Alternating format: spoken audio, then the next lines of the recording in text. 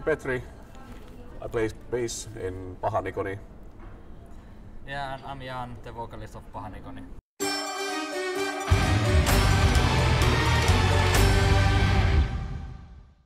We're doing good. Yeah, loving the Finnish winter. Yeah, finally real winter. Yeah, it's a little bit brutal out there. Yeah. For international Builds people. character. Would you say that that's the main influence behind your brutal music? It's like surviving winter. One of the significant factors. Really relieved that we finally got it out, because we started recording it like 3 years ago, and then COVID hit and everything, like all the schedules were rescheduled for obvious reasons. So really relieved that we finally got it out, because we've been waiting for people to get to listen to it. Yeah, and I think that we got it ready like in spring of 2021. 21, yeah. So we sat on the album like 1.5 years. Yeah. So it was kind of a pain to wait for that, but then I think it was release date was just awesome. Yeah. To get it out there and have the party and yeah, and I think that it was like the right decision to wait for the album release, because as a kind of smaller band, the release would have kind of got lost to all the other stuff in that time. So now we finally can like promote it and do gigs around it. So really happy. Yeah, it was almost sold out. it was packed. Bar Loose. Yeah, it was really good. We played the whole album like from start to end in the right order, and it was interesting set list to say the least. A bit violent for the player's perspective. Yeah. Maybe, like it was really There's doing some sports or something like this. Really physical stuff. Yeah. Quick recap is we started in 2008 and been releasing like singles and EPs until now. And now I think we were kind of ready to properly spend the money and time and effort for the full album, which we did like record in Tampere in Phantom Studios. And yeah. Yeah. I think that's like yeah, we in played in Tuska and Numirok and all kinds of stuff, so it's I think now was the time to release the debut album. Yeah, we love playing live and to get like the audience reaction, to see like the mosh pit going and all that. So it's the interaction between us and them, and it's just something else. And also I think that the live performance gives much more than the actual like if you listen from a CD or something. Yeah, it gives much more. You get that full experience with sweat and blood and intensity. Blood? Yeah. Well, I don't want to go to your show. Just kidding. Yeah. It's just mainly our blood, because he keeps hitting me with his bass and Jan keeps hitting with his guitar. And Does that also happen on like bigger stages? Like yeah. Oh, okay. Actually, yeah. Yeah, we move quite a lot on stage. So. Yeah. We have kind of the way that everyone writes the songs, and it's kind of like the song is almost ready when it's introduced to the band, and then we start to fine tune it like to more like, does this need some leads or what kind of solos or all that kind of. But the song structure is usually like kind of ready from it when it comes from Janne or from me or Carlos. Yeah, mostly from Janne is the main composer, Yeah. I think, because he just writes all the time. Yeah. And then, after the song has been composed, then we build the lyrics on top of that. Yeah. You say we, but I'm assuming it's mostly you, or is it also me or team? Janne. Yeah. Okay. Yeah, mostly Janne or Jan is like the main lyricists. And I'm the final censor. Yeah. Usually it's like I just fine tune things and just question things. And, okay, why are you saying it like this? it would be more effective like this, and I cannot breathe if you write it like this. Many of the lyrics are related to religion somehow, or then or the leaders, or that kind of like a bit political. Bit political. We don't want to be a political band, but it's kind of hard at these times it's to like endless yeah. source of inspiration to write write about, especially when there are times when politicians do some stupid stuff. Then, well, obviously you start to think about those things and then get something from there. Then some interesting historical eras is also one thing that I use. And it's funny how, like, even if the songs are written like 5-6 years ago, they're still relevant today because they're kind of timeless. Timeless hits. Evergreen hits. Most of the album songs are like around when we planned to like start recording the album. We already had like demos of tons of stuff, and there's 2 older songs that have been in our live set from almost the beginning, like almost from like 2010 or something, but they were never recorded and released, so now we kind of fine-tuned them to sound more like us today, and they made it to the album. Yeah, so most of the songs are pretty new. Okay.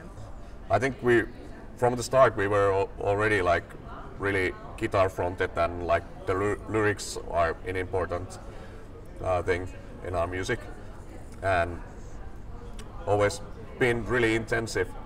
That kind of intense feeling in the songs, and songs are fast and there's solos and all that. It was all the way from the start, but I think it's fine-tuned more to our direction now, like in the past 5-6 years.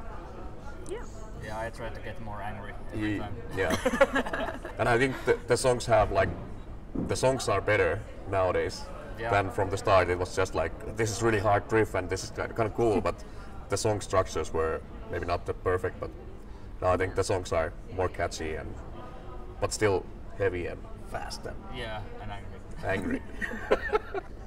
For me, it was like from early 2000s, 99, 2000, when I started listening to Buddham, and it was like something that I never heard before, and it was like huge influence on my musical taste and on my playing. Like I had just started playing, and I was like, how can anyone play this fast and melodic, and like, how is this possible?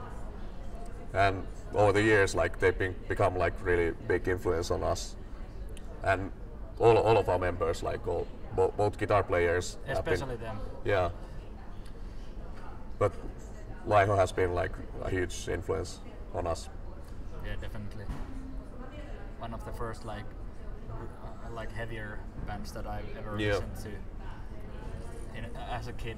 Yeah, and I think that Hate Crew Death Roll was like the most our sounding song from them, and it's like that kind of, all the fans who listen to Buddham like knows that song. It's like for the fans, and we felt like it's like the perfect song, and it was made straight from the heart and as a tribute, and not like that's the only cover that we ever released. Yeah, and that's actually true. Yeah, and I think that it might be also the only cover that we've ever played live. Yeah, that's true. Okay, so that's quite interesting. You never played any covers in your live shows? No. Okay.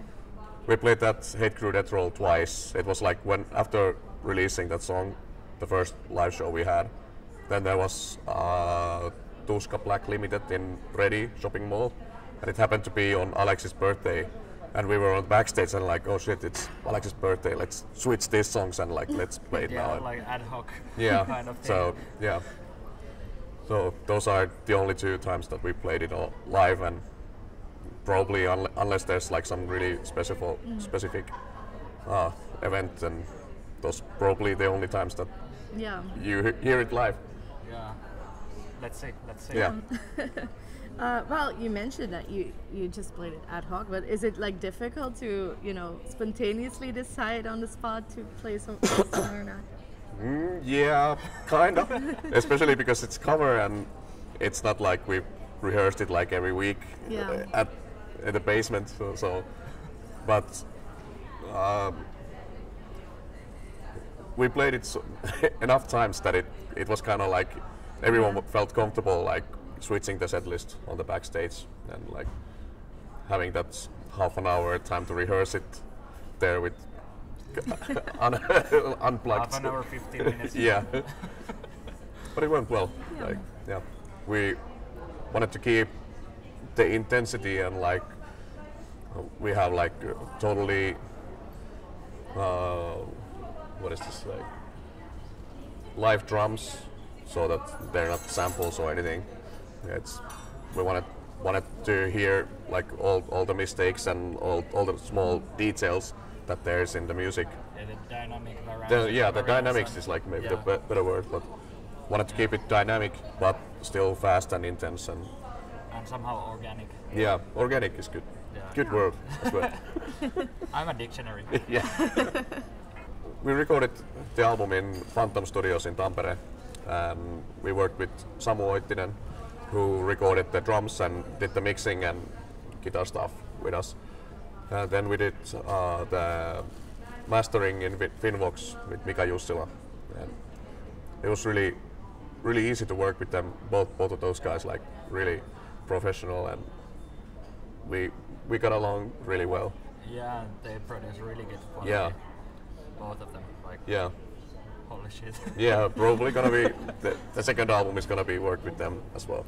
For the studios, we did lots of comparing, and all of us has liked like the latest Diablo albums. That the drums especially are kind of like all the small hits and kind of accents are found in there. So we were like, well, this guy might be the right for us. That he's doing that kind of sound that we like, and we contacted him, and he was the most down-to-earth person to kind of clicked right away, and so we started working with him and really happy. When you're recording, it's always like stressing environment, so the more kind of you click with the personality of the recorder, and it makes it more like relaxed environment. So it's important, I think. Yeah, and also like it like somehow enhances the like collaboration. It makes it more efficient. Yeah. And it makes creates a feeling that you're in this like same like boat, and you're gonna row it to the shore together. And when working with that kind of like long time professionals, there's also suggestions that might be like, hey, you should try this and this, and this works better, and makes you kind of evolve the song to a better, make it to a better place. Yeah, they have the vision. Yeah, they also have the vision, but yeah, this year has been a lot better. Yeah, a bit, yeah, a lot better and a bit more intense. Yeah. Like, I think it, in a way it hit us in the face as well with all the like stuff to do for the release, and Yeah. suddenly there will be there were some gigs and these kind of things, and we were kind of in the corona mode still. Yeah. Then suddenly we had to actually Do stuff. But it felt really good to finally be able to do stuff, because yeah, it's been long 2 years sitting on the album. Yeah. With that 2 years, we haven't been sitting at home. Like, we've been recording lots of demos, and kind of the second album is kind of roughly there already. So yeah, we have like really good like vision on that, how it's gonna be structured and this kind of things. Yeah. We have some songs are there already, but yeah, some songs are already like, we know how it starts and how it ends, but what happens in between it's still like some bits and pieces. Yeah. Has to be fit in their places. But there's lots of songs that are already ready. Well, gigs supporting this album, and then at some point, like, or during the weekdays, record more of those new songs and kind of like think about that second album, and hopefully next fall start to like properly focus on the second album.